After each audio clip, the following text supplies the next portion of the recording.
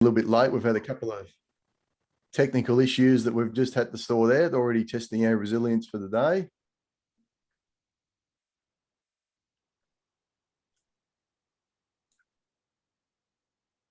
Okay, how are we, Peter? Yeah, we're good. So we've got about 30 participants, 31.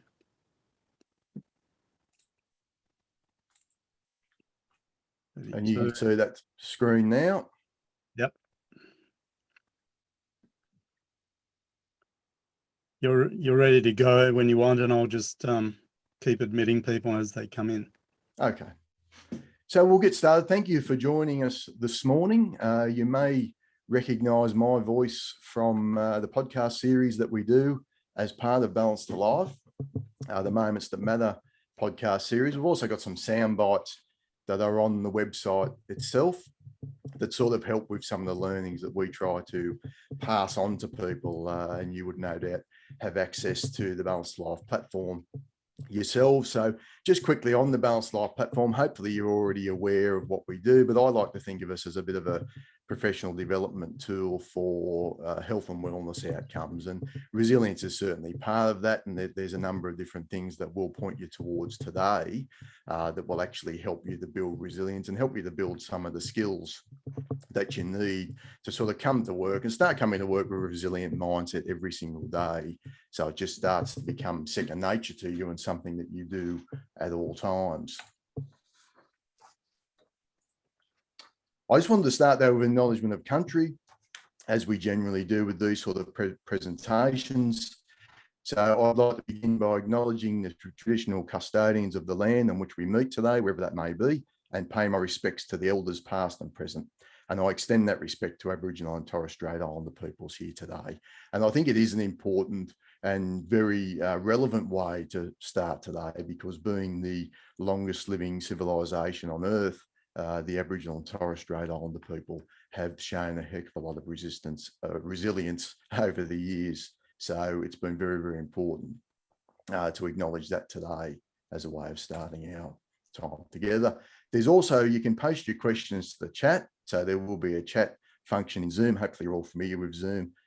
Peter will, at the end of his talk, so my talk will go for half an hour, and then Peter will go for an hour at the end of that. So once we get to the end of that, we will look at any questions that you may have from my talk, and of course, as part of Peter's talk as well. Bit of an overview. So this is not about you walking away from today and saying, well, I wasn't resilient before we started this, and now I'm all of a sudden resilient because of the half an hour that Darren spent talking to me. It's not going to obviously be that simple. This is about really just giving you a bit of an overview of what is resilience, why is it important, in a personal context and also a professional context, and also how you sort of build, what goes into building resilience, and what goes into sort of, I guess, presenting you from being as resilient as you might otherwise be as you're focusing on the sort of challenges that come up in the professional workplace. So we're going to cover a number of different areas. We're going to be sort of jumping around from emotional well-being, as well as looking at self-awareness and some tips as well. And a lot of the stuff that we do today will link back to the Balance to Life platform itself, and you'll be receiving some communications from us after this that you'll be able to access and sort of go on your own resilience journey using the Balance to Life platform as a resource towards that. So I wanted to start though with, what does it take to be resilient? Now, you often sort of think about resilience and having a positive mindset and from a positive point of view. So thinking about it that way, you sort of look straight away and we see stress, mistakes, challenges. Okay, and that's not quite a sort of positive way of thinking, but you need to look at those things because we need those things to be present in order to show our resilience. So it's not a matter of saying, well, I'm resilient because I never get stressed, I never make mistakes, I never face any challenges. Well, that's not necessarily being resilient. It's probably just being extraordinarily lucky, or just trying to avoid those things and not sort of embracing some of the challenges that may come your way at work. So it's really important to understand that to be resilient, you need to meet stress, and you need to learn from your mistakes, and you need to accept challenges. So that's where the acceptance and awareness side of things and the focus side of things come in to that being resilient. So it is about being able to meet the challenges that you have and accept the stresses that may come with your work, and also accept the fact that you may make mistakes and not everything's going to go perfect at all times for you, in order to show the resilience that you need in the contemporary workplace. So what is resilience? So often we think of resilience as being able to respond and deal with sort of traumatic experiences that may have in your life. And I'm based at the moment down on the south coast of New South Wales, and we went through a terrible bushfire period at the end of 2019, and we came out of that and obviously straight into the COVID situation. So we've had to display a lot of resilience in our area in terms of dealing with traumatic experiences during that time. Now, from a workplace point of view, I wouldn't expect that you're going to be, and certainly would hope that you're not dealing with real trauma and traumatic experiences in the workplace. And obviously that can depend on what job you have, but it's more about dealing with the challenges and dealing with the stresses that may come from your work, and just making sure you have the coping mechanisms that the stress doesn't become sort of overwhelming, in the sense where you're going to have some mental health problems, and it's also going to affect your performance. So we're really going to be looking at today from the point of view of the workplace. So if you think about it as trying to have that cluster of behaviors, so the thoughts, actions, attitudes, and skills that you can embrace change, find ambiguity and uncertainty energizing rather than draining, because that is very much, when we talk about the contemporary workplace, we're talking about being in a constant state of flux, having to deal with change, having to deal with volatility. And obviously COVID being a big part of that. And I believe a number of you are based in Victoria, so you would certainly have understood a little bit about what New South Wales is finally understanding now, about how you need to be open to change and open to changing circumstances at all times, and make sure that it doesn't overwhelm you, and you can bounce back, but also continue to move forward when you face challenging situations, be it in the workplace or out of the workplace, so personally and professionally. It's also something to think about with resilience, that it's something that can be developed over time. And Peter will touch on this, I think, from the sort of meditation point of view in his hour that he's going to give you. It's something that you're continually learning and you're continually developing within yourself, rather than just something you say, well, I'm resilient now and I don't need to worry about these sort of skills and these areas of development anymore. So if you get in that mindset where you're always trying to develop and always trying to get better in that area, then you're going to be much better served.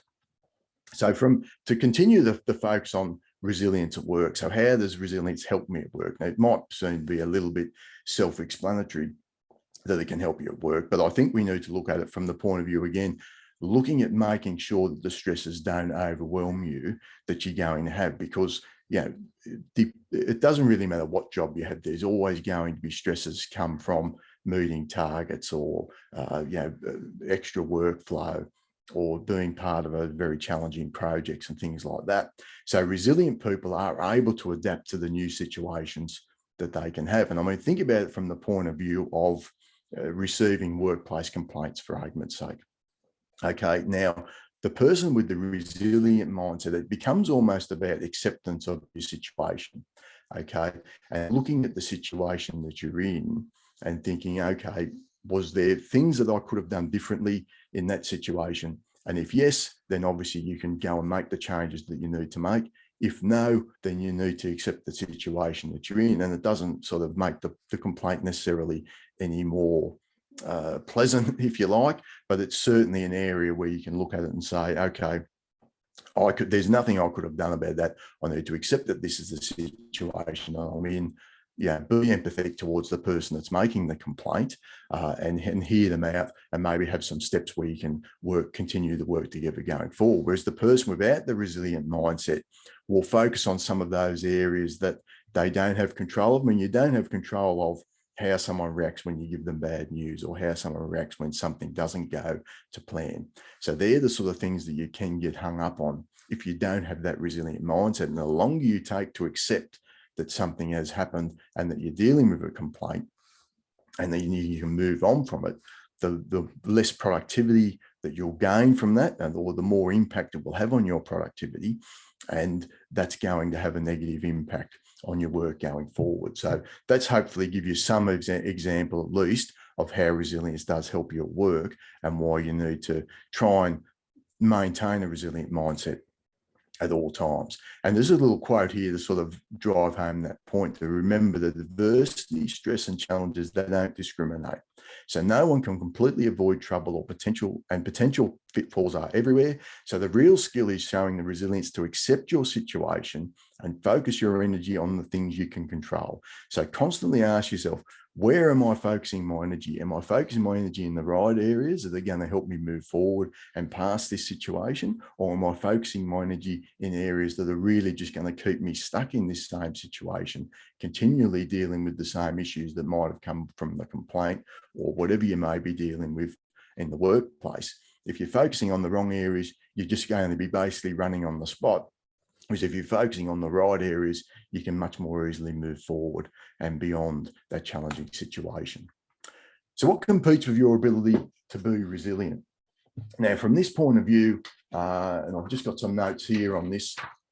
So from this point of view, there are a number of different areas that sort of make up your ability or impact on your ability to be resilient. Now, we're going to be giving some tips on this as we go forward, and some of the tips that we're going to give are going to directly impact some of the elements of resilience. But there are 5 areas of resilience. So there's self-confidence, a sense of emotional well-being, continuous learning, physical health, and connectedness. Now, as I say, some of the tips that we give, well, pretty much all the tips will either relate to one of those 5 elements and trying to build up your skills so that you're continually improving in those areas. I'm going to focus for this little portion of the webinar, though, on emotional well-being. Okay, but if you think about it in the point of view of when you're not that 100%, and then this could also go physical health or emotional well-being, even the littlest things that might go wrong in your day might set you back, and it becomes harder and harder to sort of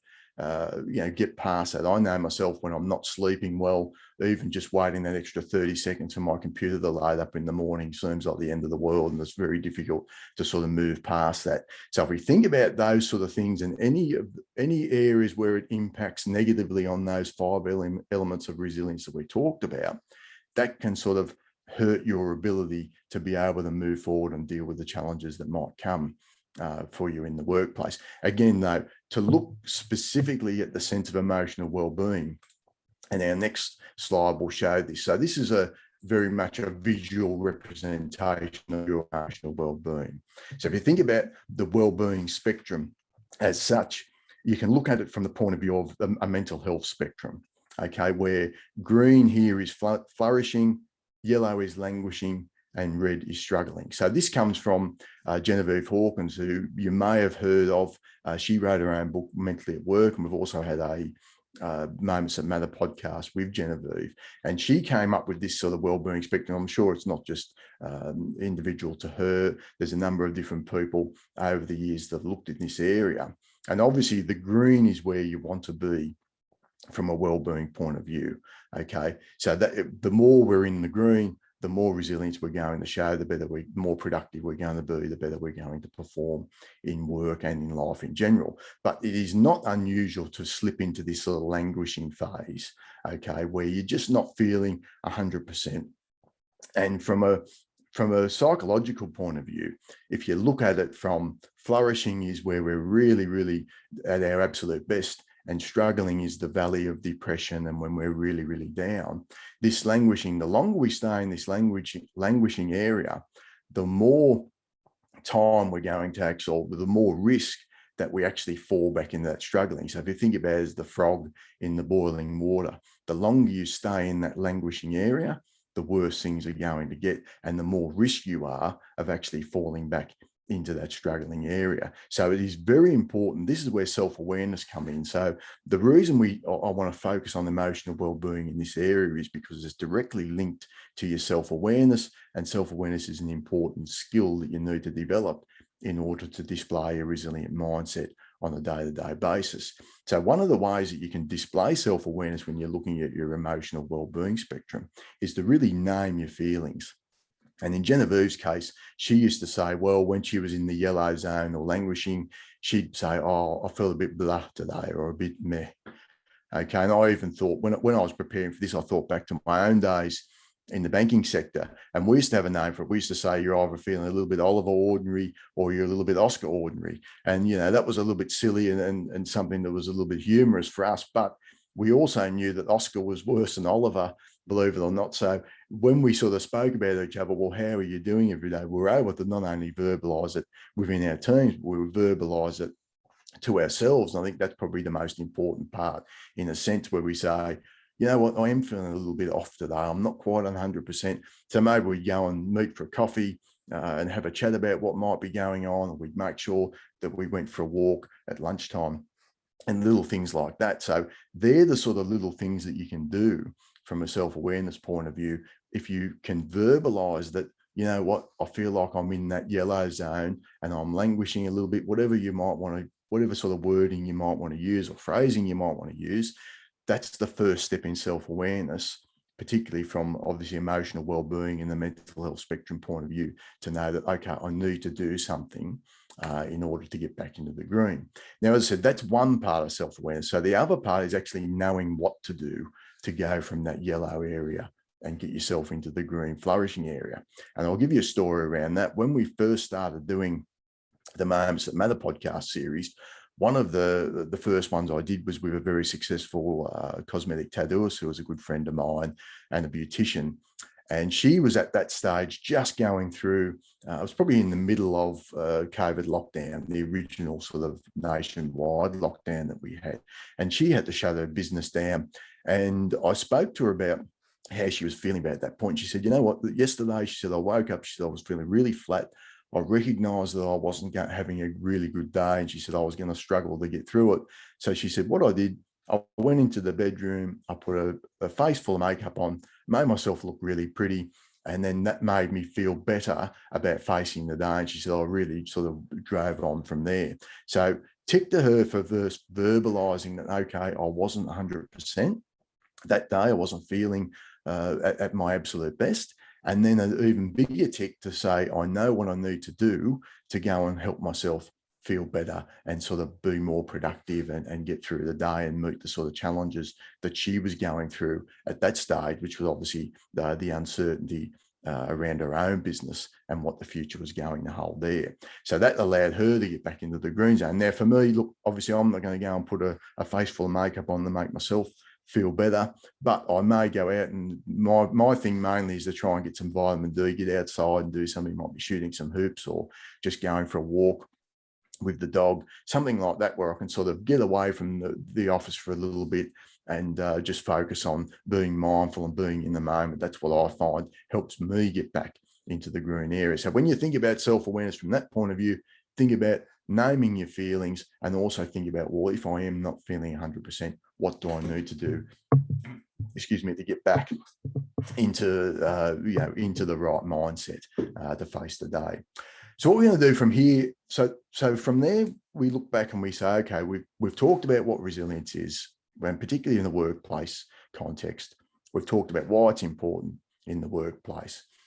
We've talked about what competes with that area of resilience and what might hold us back in terms of being, having the most resilient mindset on a day-to-day basis. What we're going to do now is share you some tips. Now, all of these tips can be directly linked back to the Balance to Life platform, and you'll receive an email at the end of this that will give you some links to follow, some of the balance breaks, and there's also a resilience journey that we'll reference as well towards the end of this. Now, the reason that we do it in this sense is to try and combine sort of a number of different habits together and form those little areas can then form a sort of a cluster of different habits that you would need to have a resilient mindset, because it's not just one area you need to focus on. I'll focus on this area and then therefore I'll be resilient. It's a number of different areas that when you combine them together, that's what makes you a resilient person, not just one area. So as I go through this too, you might look at areas and say, you know what, that probably doesn't apply to me. Like there's one about bringing humor to the workplace. Maybe you're a person that already brings a little bit too much humor to the workplace, so maybe that's not necessarily you. But think about some of those things and think about areas that you might be able to work on. I'm sure within the 10 tips I'm going to give you, there will be other areas that you'll be able to see, and then work on those and try to form the habits that you need to form to be resilient overall. So the first one talks about observe your sensitive buttons, or your triggers, if you like.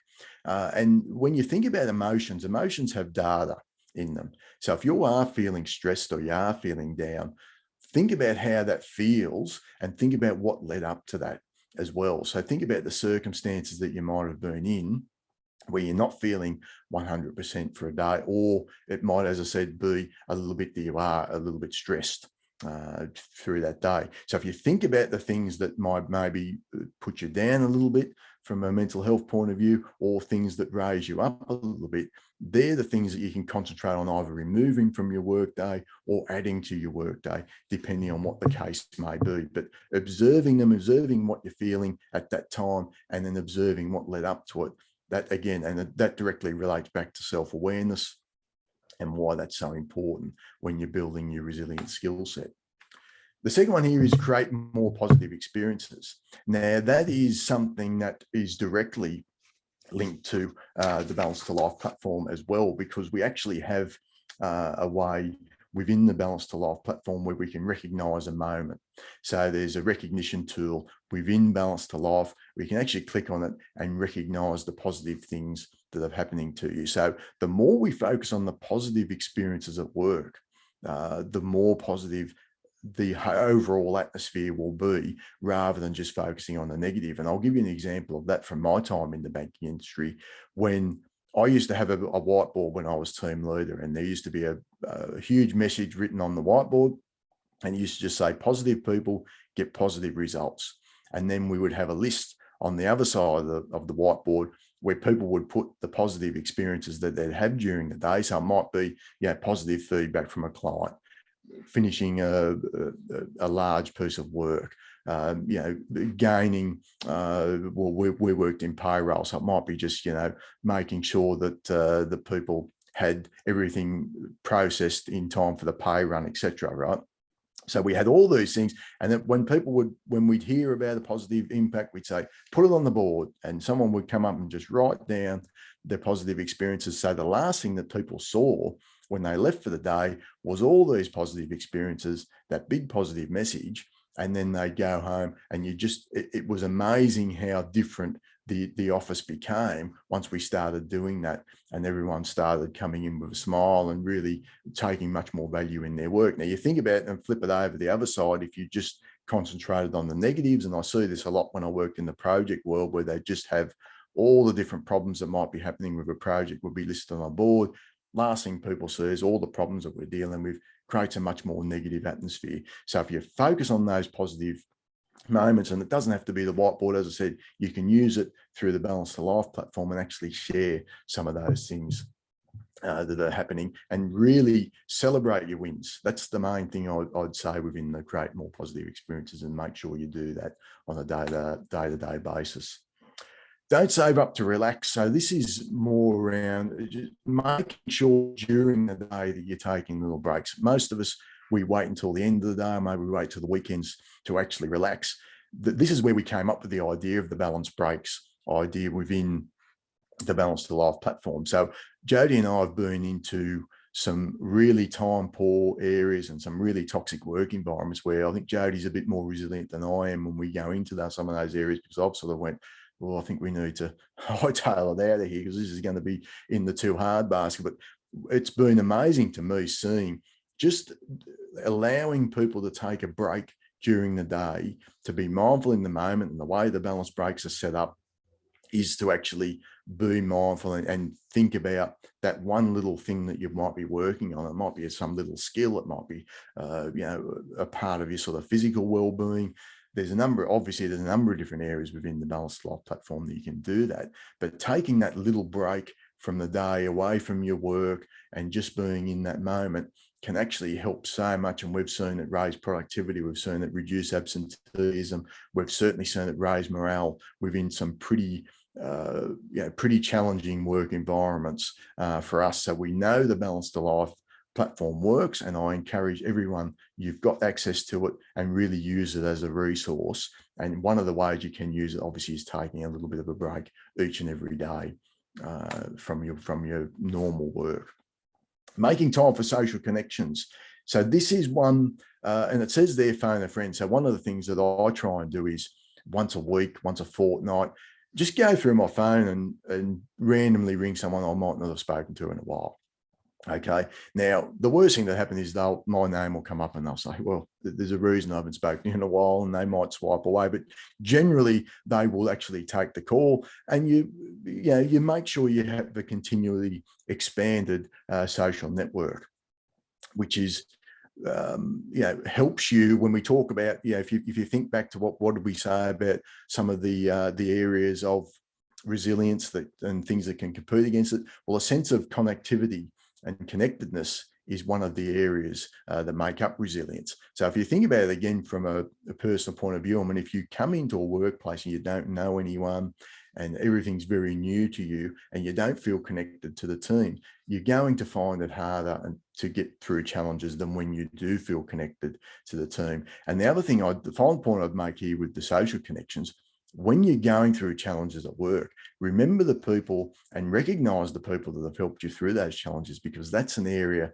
where you can continue to build connections both socially and professionally within the workplace. Some of the best friendships I've had from my professional life came from shared challenges that I had with people. So see the challenges that you're creating within the workplace as an opportunity to build social connections and obviously build the skills you need to maintain a resilient mindset every day. Take care of your body and practice self-care. So self-care is very much a buzzword at the moment, but it is a legitimate practice for your mental health and building resilience, because you're more likely to be resilient when you're in good health, and vice versa. People in good health are more likely to display resilience. So again, there's a self-care smart coach on the Balance to Life platform. So you can use that and you can go through that smart coach, and that'll give you some of the areas that you can look after and practice self-care on a day-to-day basis. Think about it as having a cup and keeping your cup full with practicing self-care, and think about the things that you're doing within your life. Are you putting holes in that cup and sort of letting it drain out, or are you doing things that are going to make sure that cup stays full all the time? And things like staying active, taking care of your body from a diet and an exercise point of view. And obviously we'll have some tips there as part of the self-care smart coach that you can do that. Practice gratitude. So this is a sort of a two-sided a tip, if you like, because I like to think of practicing gratitude in the sense of making sure you thank people, particularly if you're a team leader on this webinar. If you just little things like thanking someone at the end of the day for their day's work, it seems insignificant, but they're the sort of things that can build a much more positive workplace. But also gratitude is about asking yourself, and one of the worst things you can say to someone else when they're going through a challenging time is, well, you know what, things could always be better. And I find that that's probably something you don't want to hear from someone else when you're going through a challenging time, but when it is a very valuable thing that you can say to yourself. And again, I'll give you an example from my personal life. I was just part of a community camp that we'd spent about 6 months planning to take some girls from our local community camping as part of our Apex group with their parents. And the latest COVID lockdown happened just before we were about to leave. So our first response was, oh my goodness, we're going to have to cancel this. But then my second response was to think, well, hang on, there's people that own businesses in Sydney. There's people that are overseas that are doing it much tougher than us. Things could be a heck of a lot worse. And look, if we have to cancel or postpone it, we'll cross that bridge when we come to it. So it certainly helped me to get through that particularly challenging sort of moment. And I'm sure a lot of people have used that sort of thinking to get through the COVID situations that we've found ourselves in over the last sort of 12 to 18 months. Focus on what you can control. So this is a really interesting one. I guess it's about, and you can look at this in a number of different ways. I think it's about looking at, in particular, what areas are you focusing on in your day-to-day life? So again, to go back to the complaint example that we had earlier, are you focusing on areas that you can control and things that you can change to stop that sort of situation happening in future, or you're focusing on areas you can't control, which, the longer you spend on that, the more futile it's going to be, because obviously if you can't control it, you can't control it. So always be thinking about that. If I'm only focusing on what I can control and not what I can't control, then you'll be able to much more quickly move forward, but also have a very positive response to challenges and complaints or mistakes that might be made within the workplace. Laughed often and hard. So I referenced this a bit earlier. In terms of laughing, I used to, when I was in the project space within the bank, I used to have a diagram shape of a pear. So if the project started to go off the rails, one of the things I'd do is I would send an email to all the team members and say, here's a diagram representation of how this project's going at the moment. And everyone would have a bit of a chuckle at that time.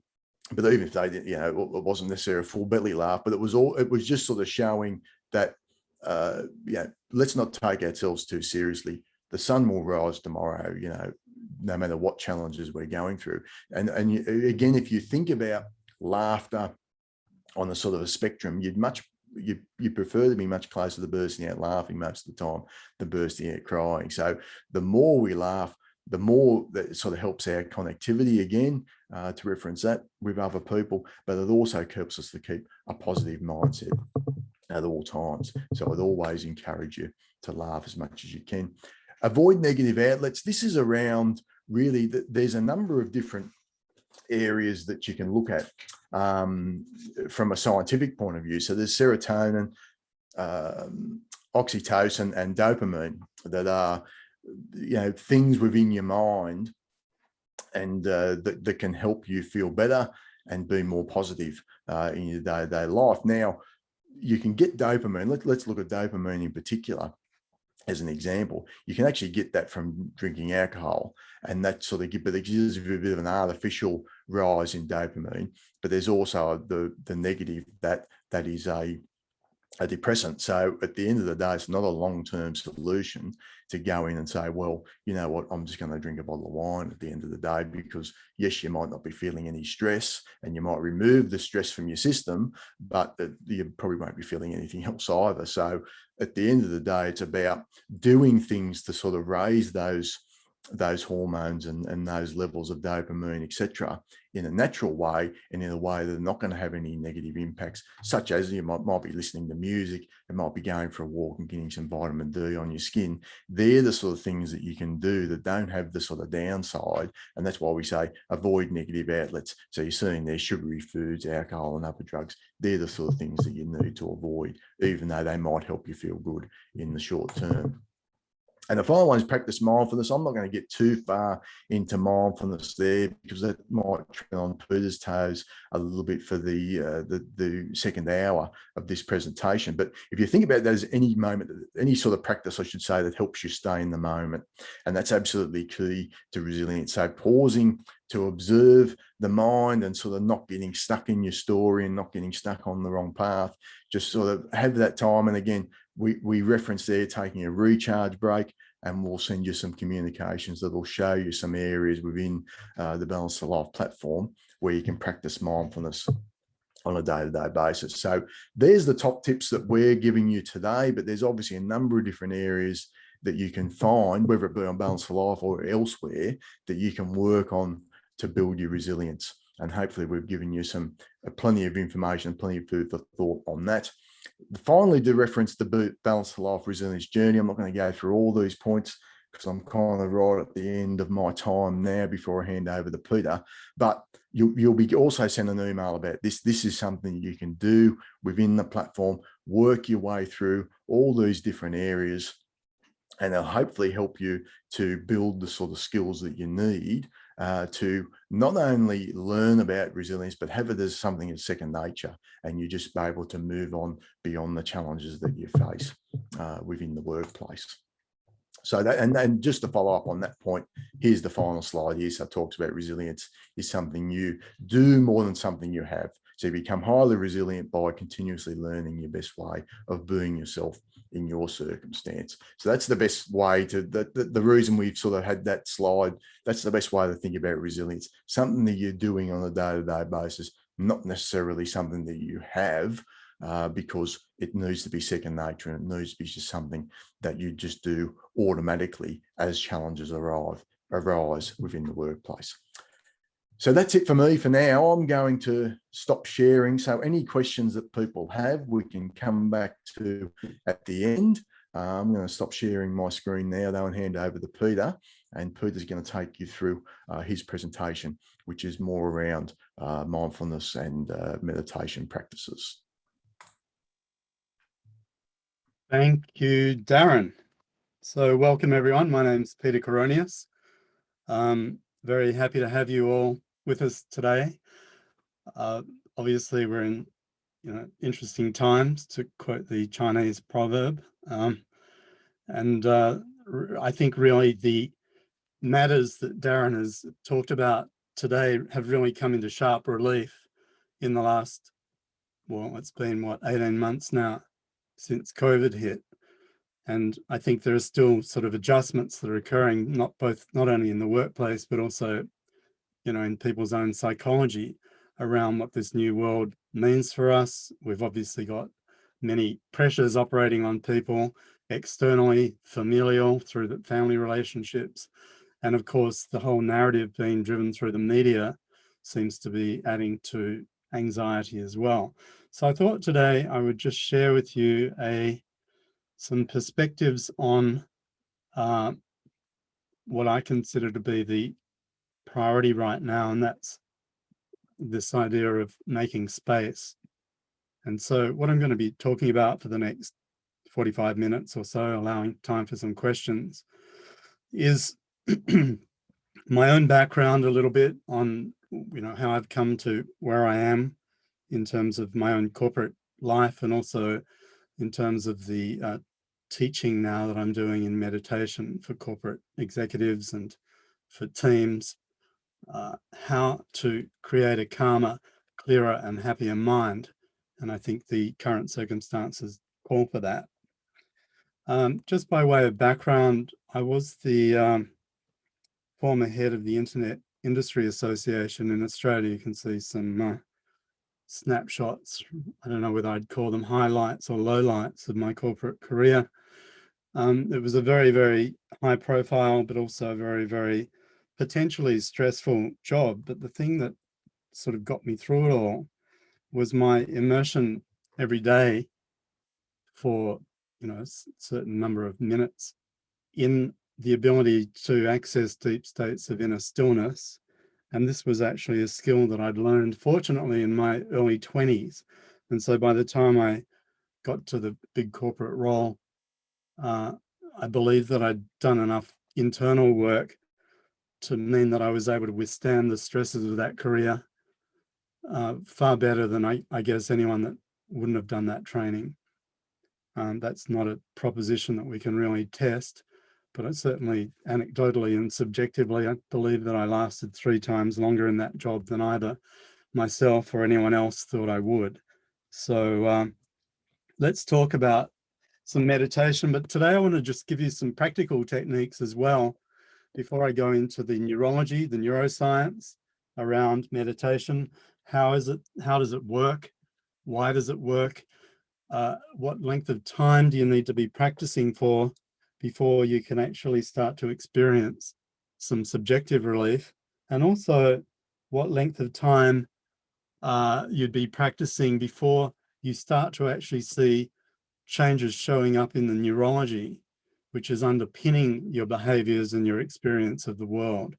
So there's sort of 2 dimensions to this. It's the subjective experience, but also it's the neurological changes that underpin the ongoing building of resilience, not just as a mindset, as Darren pointed to. There are attitudinal and behavioral changes that we can make to our lives that can improve resilience, excuse me, in an external way.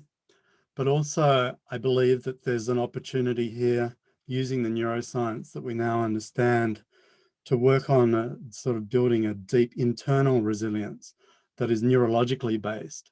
It goes beyond attitudes and behaviors, but actually grounds you in a state of calmness as the new default state. So that's effectively what we're aiming at. So for today, I'd like you to go away with a better understanding of the theory of meditation, what it is, how it differs from mindfulness. And then I want you to have a couple of techniques that you can go away and practice and use so that you can start to experience directly some of the immediate benefits that you're going to gain from this, and also some of the longer term benefits that will build over time. So that's the aim. The neurology is really there to provide the validation for this, that this is more than just mere assertion or one person's experience, but this is something that is being experienced worldwide now, to the point where there are now hundreds of scientific studies that validate the legitimacy of the practice itself. Let's move to guided practice 1. So this is a practice where we're going to just close our eyes for a moment, and we're sitting comfortably upright and just allowing the awareness to come to the breath.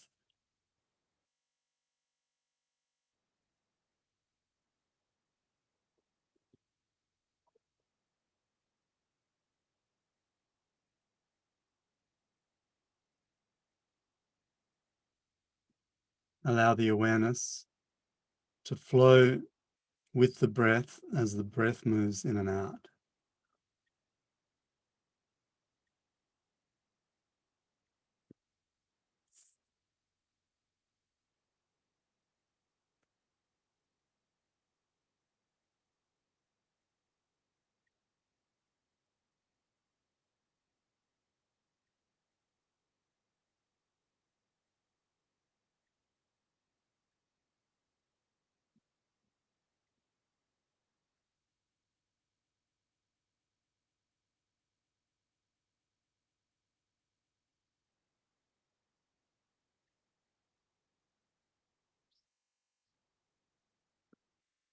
And so what we're doing here is we're adopting a very passive attitude of just uncritically observing. It's a position of passive observation.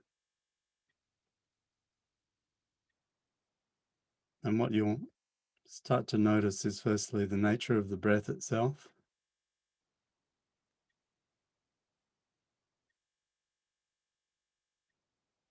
In terms of its length, in terms of its quality, whether it's smooth or rough, long or short. And so we're not attempting to do any modification to the breath as much as we are just simply passively observing its nature.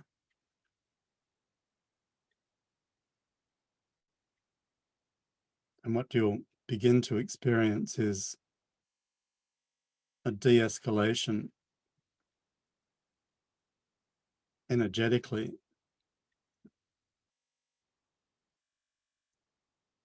of any sense of heightened arousal, any concerns,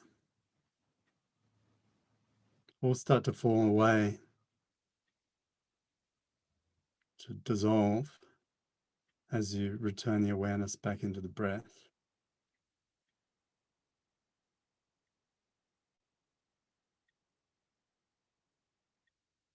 So this is really just a passive observation process with no precondition, no objective other than the process itself.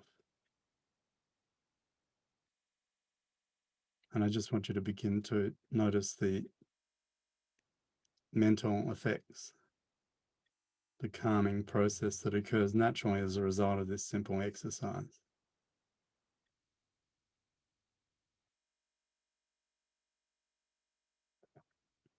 Just take another minute to continue observing the breath. If the thoughts come, if intrusions come into the mind, distractions, just gently return the awareness back to the steady, even flow of the breath.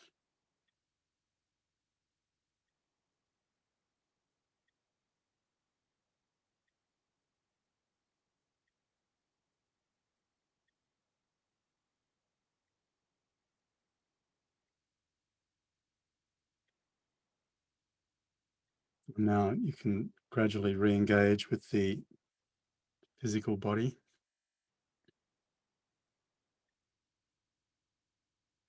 And then take your time to slowly open the eyes. But as you do so, just feel this continued connection with this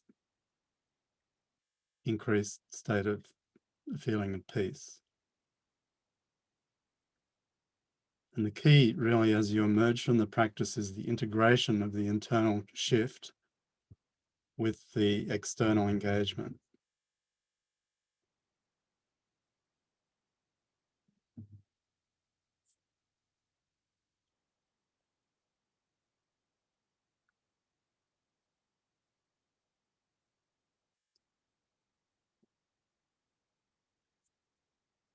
Okay. Now, Darren talked about resilience, and I really think that that has become the buzzword within the industry. And the concept of resilience, as we commonly understand it, is the capacity of an organism, in this case a human, to withstand constant stress. And you can see the image of the chain in the background. And the concept there is this capacity to withstand stress without breaking. And I suppose that from a corporate standpoint, that's what we want. We're understanding that we're working in a stressful environment. And the key is, how do we equip ourselves and those around us with the ability to cope with the ever-increasing stresses.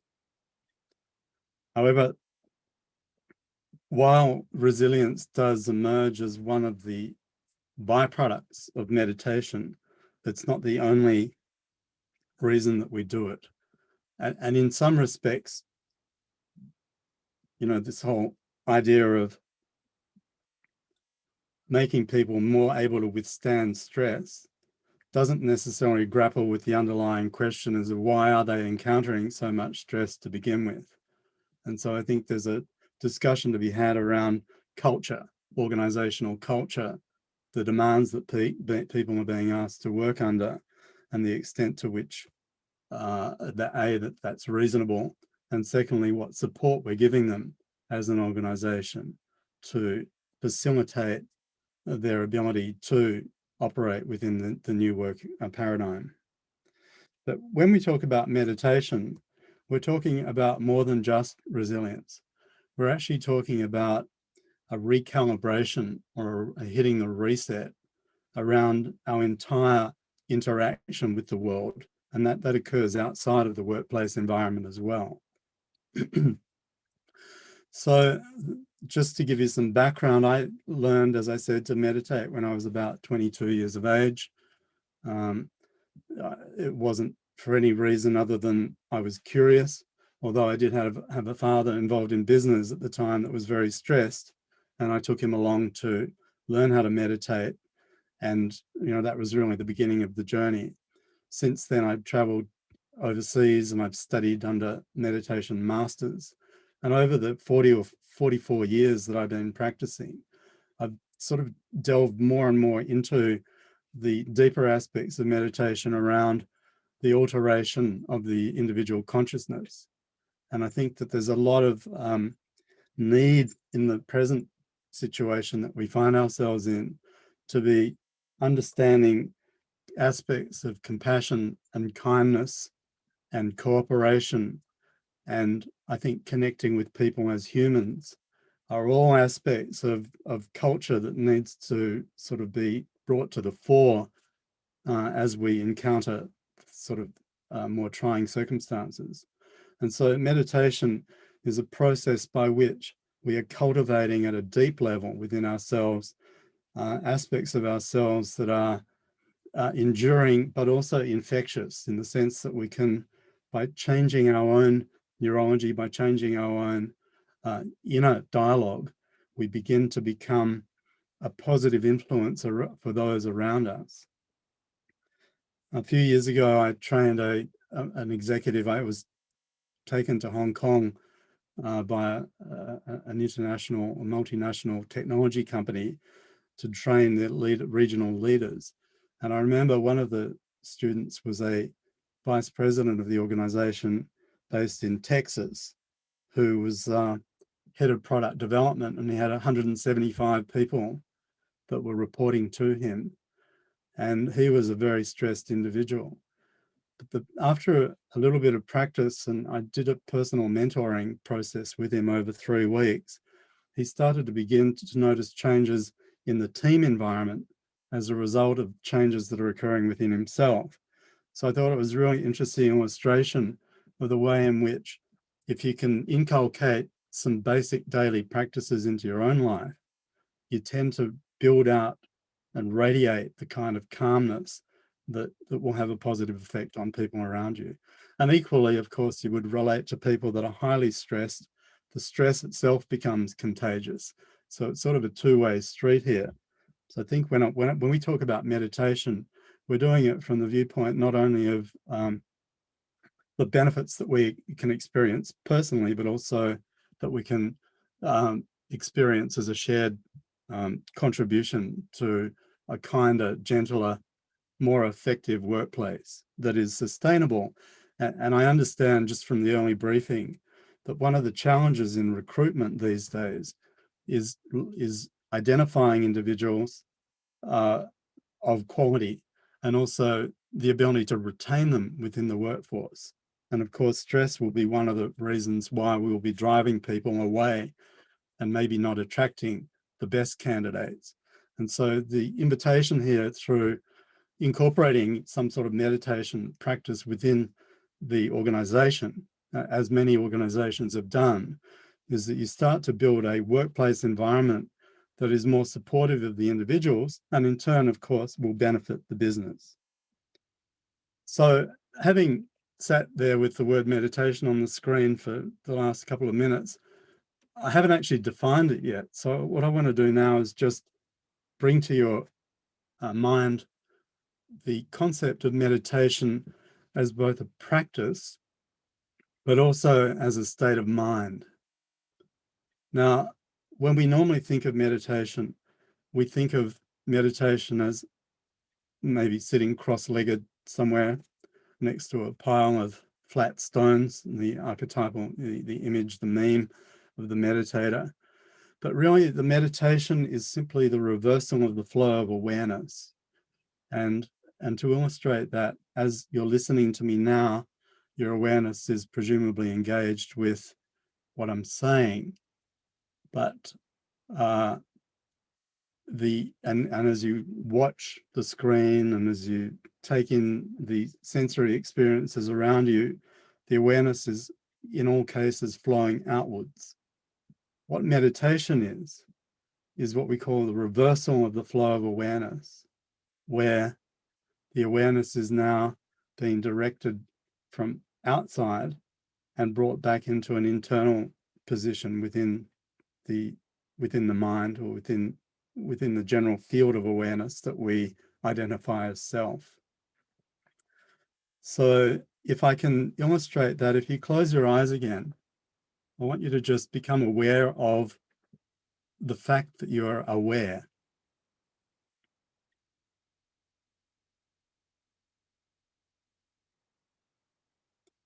And it might sound like a sort of either very obvious or very pointless exercise. But the truth of the matter is, it's this inner state of awareness that is actually the aspect of ourselves that is observing and to some extent experiencing the anxiety.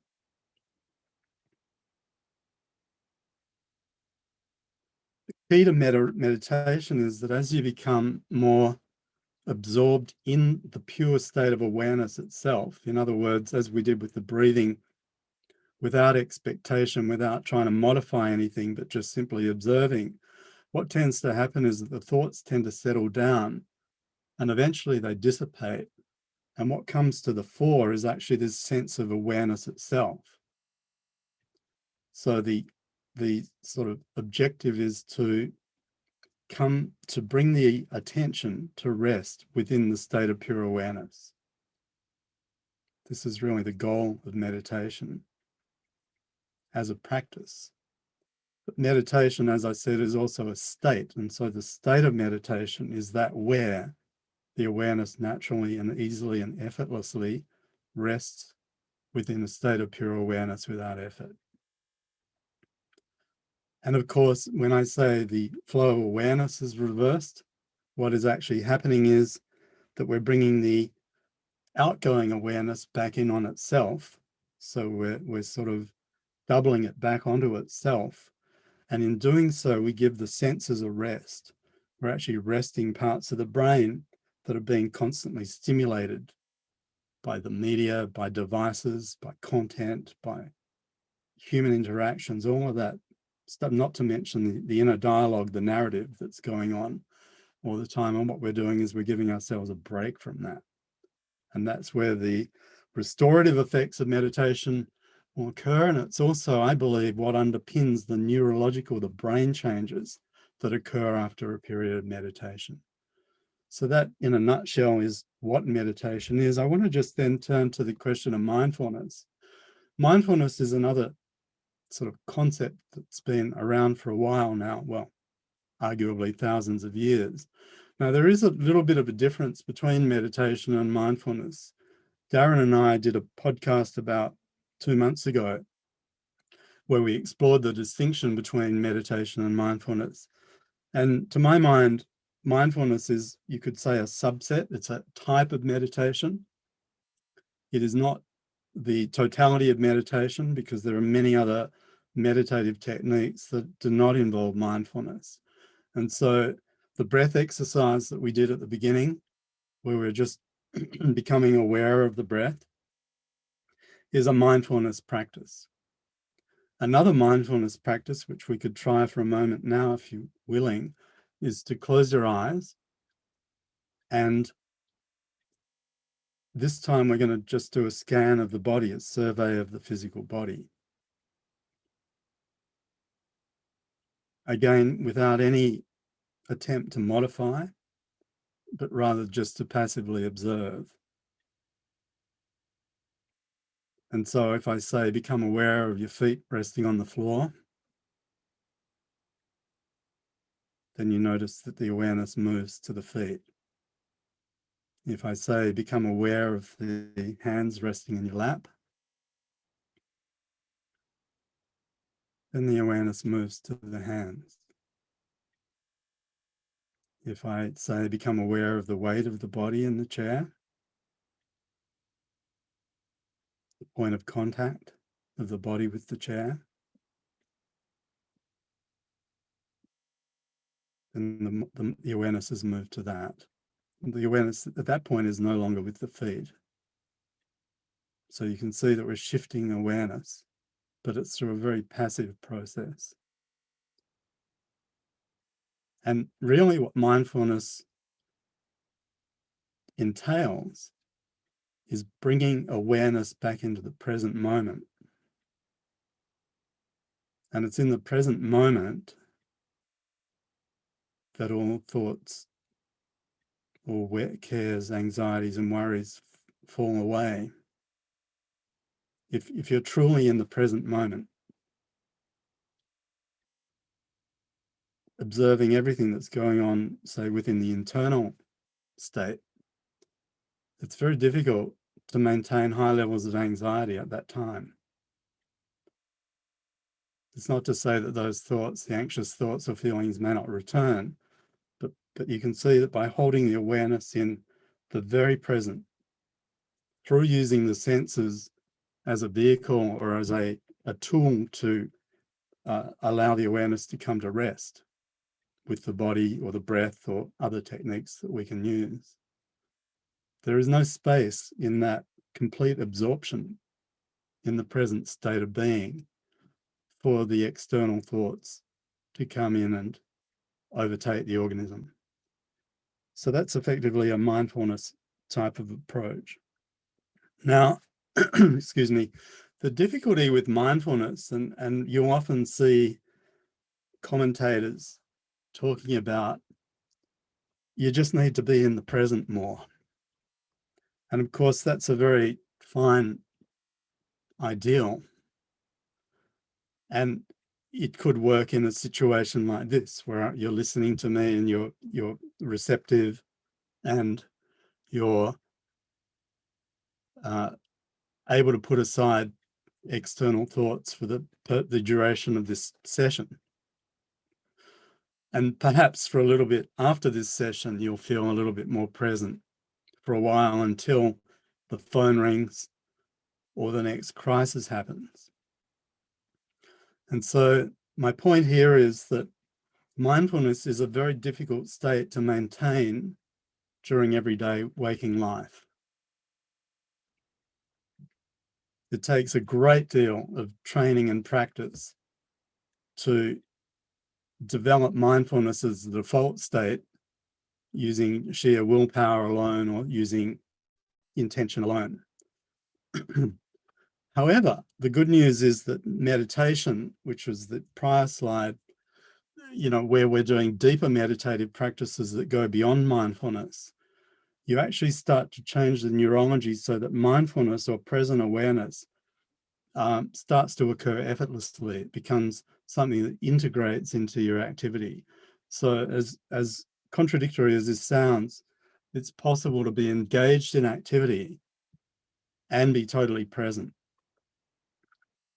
So engaged in activity and not be troubled by thoughts of the past or the future, the worries, fears, anxieties, and so on. But my point there is that what we want to end up with is having mindfulness arise as a consequence of the practice and beyond just being a practice in itself that somehow you've got to keep coming back to. So we're going to do another exercise at the end of this session where I'm going to give you a taste of what that feels like. And hopefully there'll be a little bit of an after effect. And it's the after effect that I really think we want to really look closely into. What is it that persists after the practice falls away? Because you can't be meditating all the time. But there is a after effect that over time starts to pervade more and more of your waking life, and ultimately, if you're an advanced practitioner, can even carry into the dream state and the deep sleep state, although that's well beyond the scope of this course. But the idea is that there is some enduring awareness that carries forward, and that's the zone, that's the area in which as meditators we are so intently interested in.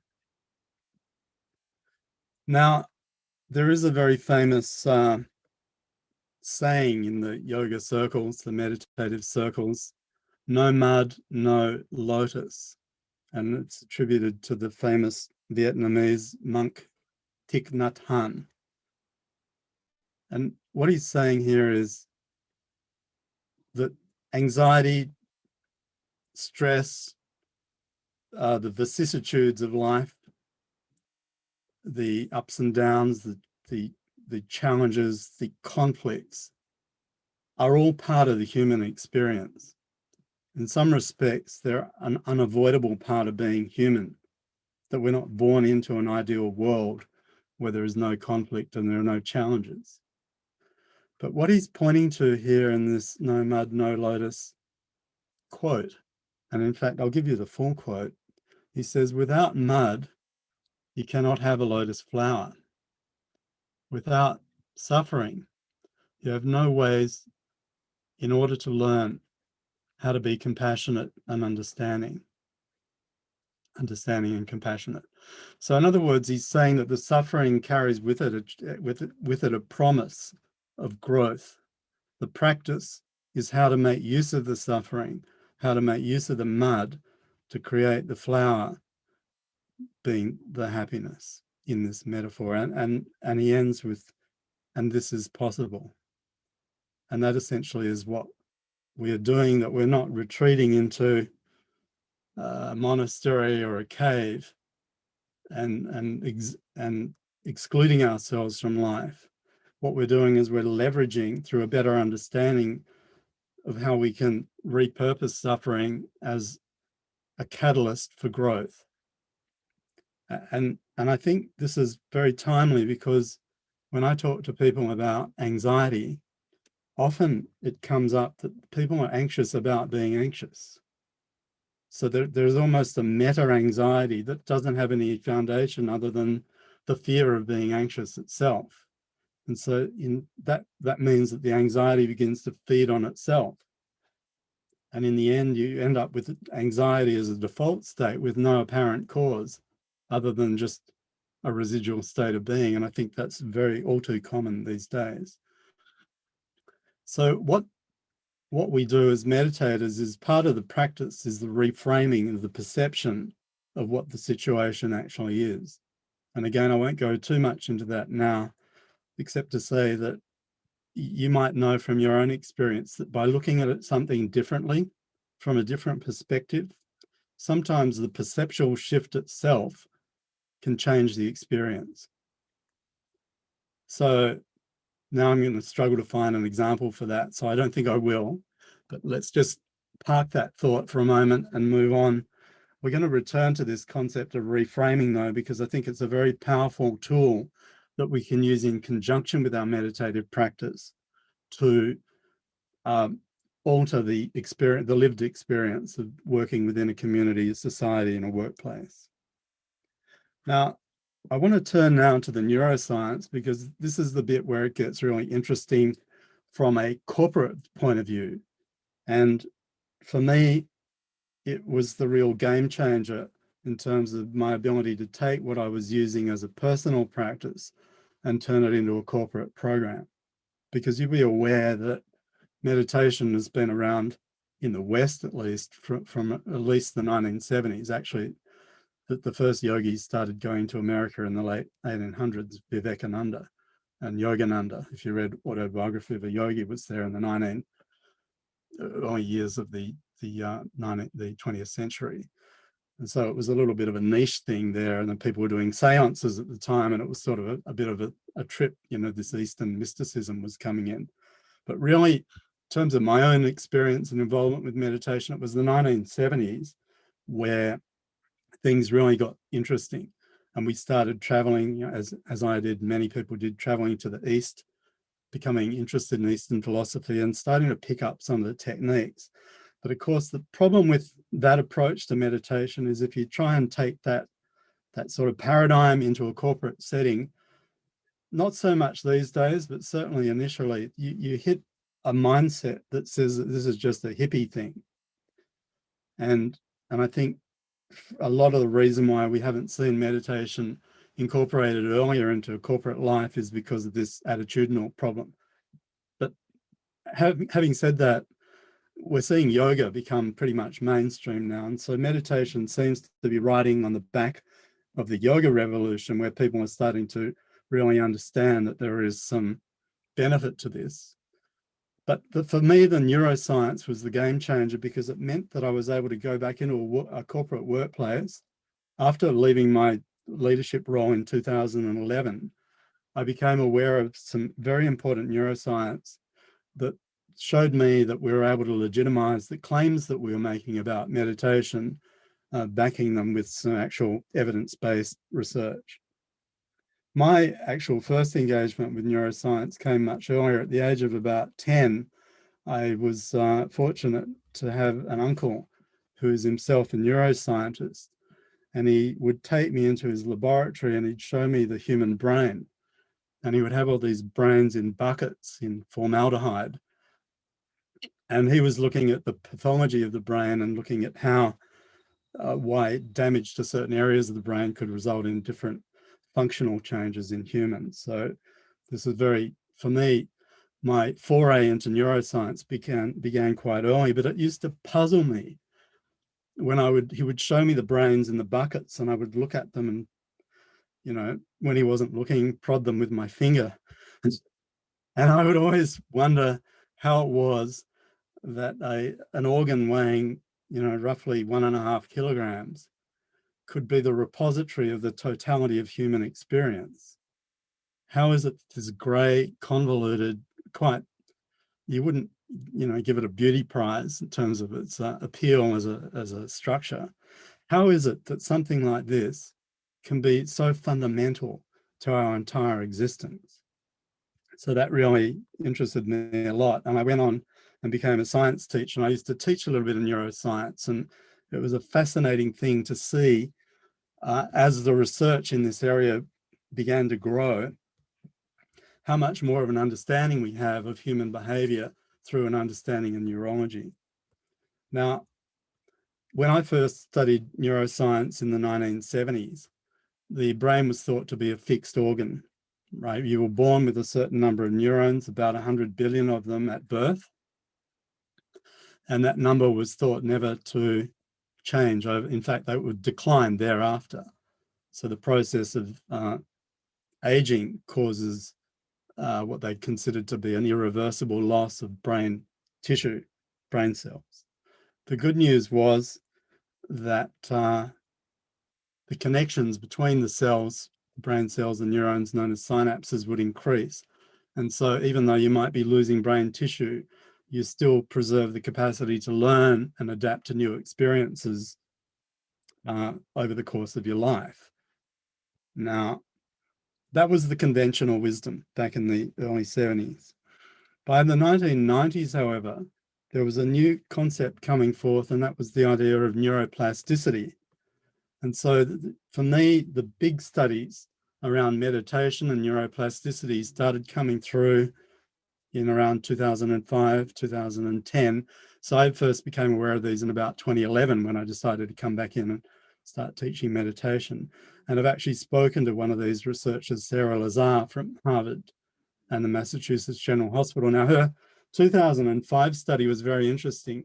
She compared the brains of meditators and non-meditators. In this case, it was long-term meditators. And although you can't necessarily see that graph too clearly, it showed that there was greater development in some parts of the brain of meditators than in non-meditators. And these areas included what they call the anterior cingulate, the anterior insula, which controls interoception, or the sense that an individual has of its own internal environment.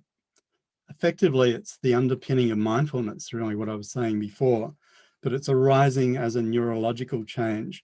That means that if you've got the neurological infrastructure to support a greater sense of awareness of the internal condition, then it's more likely that you're going to have greater present awareness as well. Now, this wasn't the only area that was developed. There are also areas in the right frontal cortex dealing with concentration, our ability to concentrate. And so there are many studies now that are showing, objective, repeatable evidence of the increased capacity of meditators, or people that are beginning to learn and then continue to practice meditation will report increases in their ability to remain focused, improvements in their memory, but correspondingly decreases in their anxiety and their default state of arousal. So the second study, the middle study there, was done by a German, Britta Hölzel, in conjunction with Sarah Lazar, again at that same institution, Harvard, Massachusetts General Hospital. And what they wanted to do this time, so the first study was basically just a comparison of two separate groups. So it was just a snapshot of two, a meditator group and a control group. But the middle study was very interesting because here they took one group of people and they put them through an 8-week meditation program. And they measured their brains at the beginning and end of the session. And they found that within 8 weeks, they could see structural changes in the brain shown by the lit up yellow and red areas there, corresponding to areas that controlled anxiety, learning and memory, emotional regulation, self-awareness, and the ability to see things in perspective. So they were seeing what they call morphological changes in the brain at a volumetric level, not at a microscopic level, but you could measure this in volume terms within 8 weeks. That was a phenomenal study. And then They went on, there was another study a couple of years later out of UCLA, Eileen Luders and her team, that found that the folding structure on the outside of the brain, known as the convolutions, or the gyrus, the gyrification of the brain, was more pronounced in meditators. And what that mapped to was actually an increase in the surface area of the grey matter of the brain, the neurocortex, which in turn corresponds with your ability to process information and to memory, learning, focus, and attention. So these are the highest capacities that we possess as humans, as professionals. And what the studies are showing again and again is that meditation will have a positive effect on those while simultaneously reducing the areas of the brain that correspond with the flight or fight response, the limbic system. So that explains the sort of dual subjective experience of meditators, that you feel that your memory is increasing, at the same time you feel your anxiety is starting to fall away.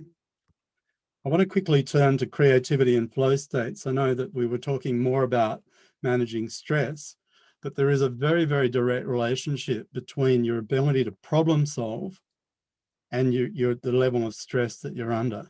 And I don't know if you can relate to this from your own experience, but when you're in a state of high anxiety, it's very, very hard to stay focused, let alone to solve complex problems.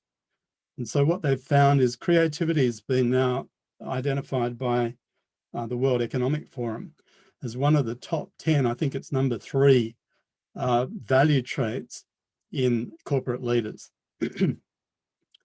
So the ability to creatively problem solve is a very, very high value cognitive skill, and yet stress is the one thing that's going to kill that capability, or at least severely degrade it. So in the 1980s, there were psychological studies, you may know this through your own background, this thing called positive psychology, where they were looking at what constitutes successful individuals. Is there a commonality in the mindset of people that are high achievers? And they found through research in California, the name was Mihaly Csikszentmihalyi. He was a Czechoslovakian psychologist that went to work in America and did the groundbreaking work on flow states. And so here he reported amongst all the high achievers, whether it be in industry, in sports, in arts and culture and music, whatever it was that these people were at the top of their field, they all reported a similar state of mind, or what he called the state of flow, where they became less aware of time passing. They became less self-critical about, or less judgmental about the quality of their work. They became more immersed in the work itself, and they derived immense pleasure from the pure expression of engaging in the thing that they were best at doing. And so I found this fascinating because, again, it maps very closely to the subjective experience of what a meditative experience is. When you're in a state of meditation, you actually feel very much like you're in this state of flow that these psychologists describe. So I found that to be a nice sort of cross fit to the stuff that we're already doing within meditation. So the short point here is that if we can reduce anxiety and we can reduce the amount of arousal in the brain and the level of cortisol, which is one of the hormones that really shuts down prefrontal cortical activity, or the thinking part of the brain, then not only will we increase our health through being less anxious, but we will also bring to the fore these higher value skills. I just want to finish now with a couple of slides on what the research shows around the benefits to the individual in meditating. And I want to leave time for a little bit of another technique in a minute. So with the individual that practices meditation over time, you will start to see calmness becomes the new default. Rather than being the exception, you start to live from the state of calmness as the standard state, and everything proceeds from that. Sleep tends to improve because basically the mind is not as busy, and it's the thoughts that are going on in your head before you sleep or even during your sleep that can cause a lower sleep quality, which is affecting roughly 2/3 of Australian adults today. Thirdly, we see improvements in focus, memory, and clarity. And finally, and there are other benefits around blood pressure and heart health and so on, but subjectively a feeling of just being happier. And we call it, within the meditative community, we say feeling happy for no good reason, which is a bit of a break from our normal sort of mindset where there has to be something in order for us to feel happy. Some condition must be present, some stimulus must be there. But to a meditator that is daily immersing into these deep states, the happiness arises just as a natural consequence of being. So it's a very childlike experience in that sense, that it's a spontaneous state of happiness. For a group, because you're involved in recruitment and team building, there's a lot of interest now in the effect of teams that are engaged in meditation. And in particular, we look at the cohesion of the group and the mutual support that comes through people that are engaging in a similar practice. For their individual benefit, also benefits the group. You see greater harmony in the team environment. That man I referred to at the beginning from the US that had 175 people working under him, he would say to me, it's a strange thing, but when I meditate in the morning and I go to work feeling peaceful, when we have team meetings that can sometimes become acrimonious, we have these things called quarterly business reviews, QBRs, and there'll be conflict and finger pointing and blame shifting. And he said, when I would go in there and be having meditated, it was like a lot of this conflict just didn't occur at that time, because as a leader, I was projecting a sense of deep calm and openness and receptivity, and it tended to just ripple through the group. And he said he noticed that within 3 weeks of beginning his practice.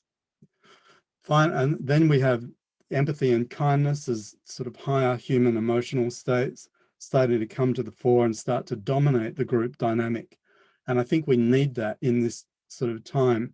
We should be looking out for each other. You can't do that if you're feeling lousy as an individual. You just feel like you've got nothing to give.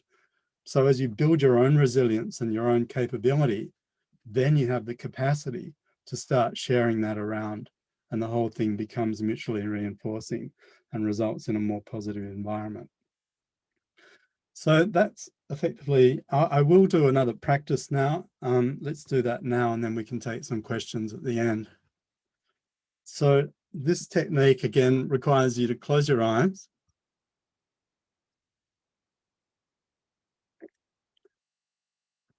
And we're calling this practice the expansion into pure awareness. So this is a meditative practice that uses visualization and breath. And we begin again by returning to the awareness of the breath.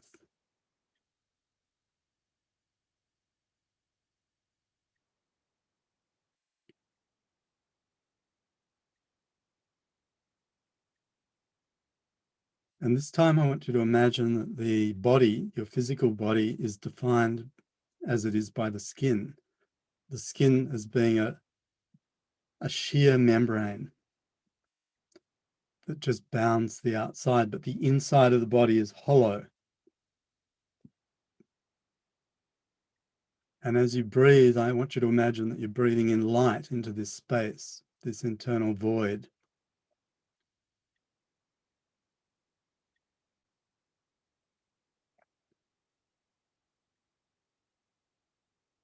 So you're filling the internal space with light with each breath.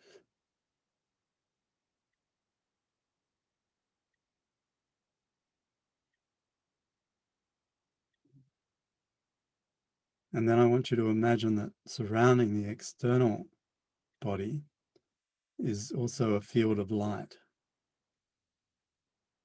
You might visualize it as white light or golden light. So there's a field of light bounded by the skin, immersed in another field of light. So light breathing into light.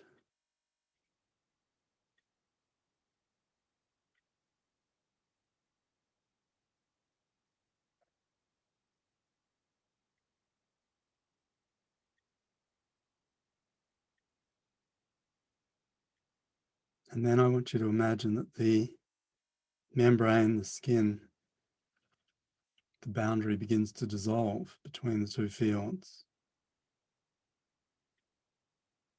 And with each breath, you allow the awareness of the breath to expand as an expanding field of light.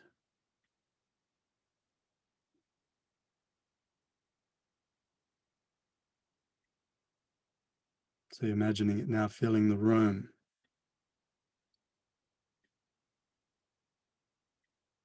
Filling the whole building,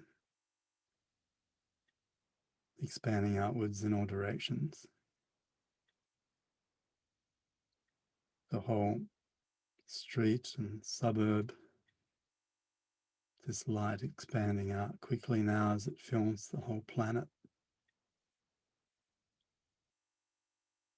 the solar system, the galaxy, and eventually just the infinite space of the universe. So that you feel now as if you are effectively the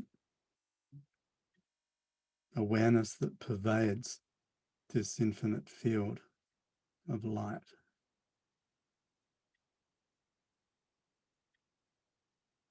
It's an awareness that has now no center and no outer limit.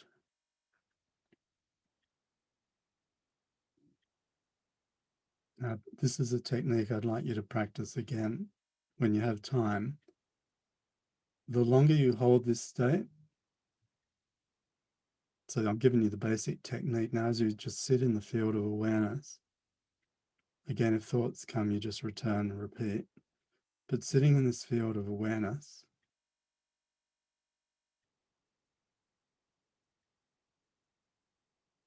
you find that a state of peace will descend upon you, or you will become absorbed by it.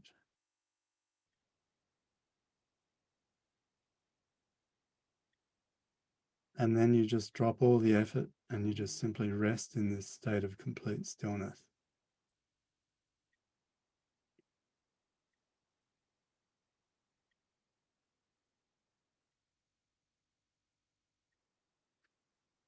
If I had more time, we'd do this for maybe 15 minutes, but I think I'll bring you back now. But I want you to just maintain that connection with this sort of sense of expanded awareness, because it's really that awareness that we are most interested in as meditators. It's this void state actually is actually very full, it's very rich, it's very energized.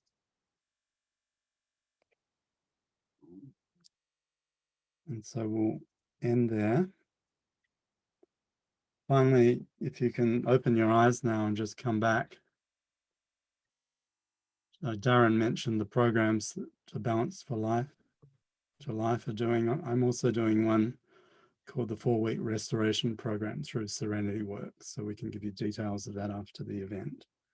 And that's something that if you wish to explore these practices in more depth, commit to a program, either for yourself or your teams, we can start to sort of build on what we've just scratched on today, touch the surface, and then we can take it from there. So I'm going to hand back over to Darren now. Yes, thanks, Peter. Look, we're right on 1:30. So the last thing we want to be for everyone is a time pirate. So if you did want to drop off, obviously you can at this stage. If you had any questions, you can use the chat feature. I wouldn't anticipate it's the sort of session where we're going to have a lot of questions. There will be extra email information sent out as we go along. So keep an eye out for that. But certainly I thank everyone for your time. I thank you, Peter, for joining us today as well. And the one point I'd make is just to make sure that you follow through on some of the practices that Peter's given you and some of the things that I've touched on earlier today as well, because you will only get out of these webinars what you put into them at the end of the day. So if you actually take the time after this to put some of the practices that we've shared into place, and certainly on the Balance to Life platform, etc., then I think you'll get much more out of this session than if you just log off now and go on without thinking too much about this.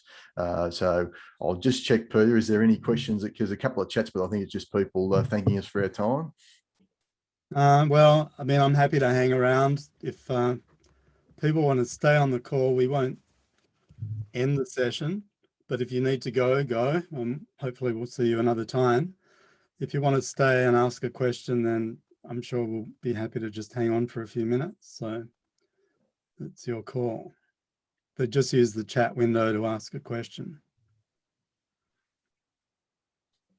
And if you're all speechless, it means we've had some success today. They might be still in the meditative state, Peter. I hope so. So, yeah, very good. Thank you, Brett. So that's the key. I'll just leave a couple of parting words then. As Darren said, these are just introductory practices. There's an infinite depth to which you can go here, but you've got to start somewhere. If you're already practicing some techniques, that's great. If you want more, then there are many, many more. One thing that is useful about the diversity of practices within the meditation state is that space is that we can find techniques that most suit you. And that's not something you'll get for an app or a YouTube video, because these things tend to be very linear. Whereas I think the advantage of having some mentorship around meditation is that you can start to customize programs that fit the temperament and the situation of the individual.